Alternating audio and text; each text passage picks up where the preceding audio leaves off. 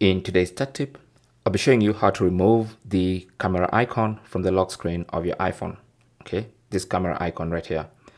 So this is very simple. Just go to the lock screen editor and you can do that by long pressing on the lock screen. Then of course you'll need to unlock with Face ID. So that opens the lock screen editor. So let's do that again. Long press on the lock screen with your phone unlocked, and that opens the lock screen editor.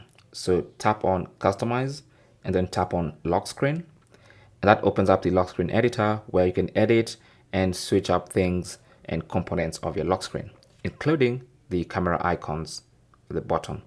So you should see the camera icon. So tap on the minus sign in the top left side of the camera icon like that, and the icon disappears.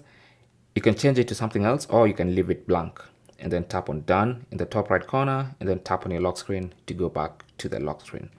So now there's no more camera icon on the lock screen that you can long press to launch the camera, but you can still launch the camera by swiping like this. Okay, even without the icon, you can still swipe to bring up the camera on a locked iPhone.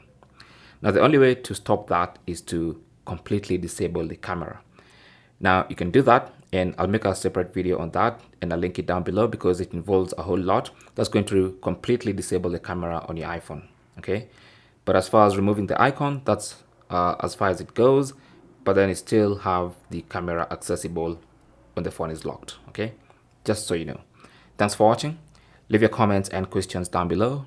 If you found this video useful, don't forget to leave a like, possibly also subscribe for more tips, and I will talk to you in the next one. Good luck.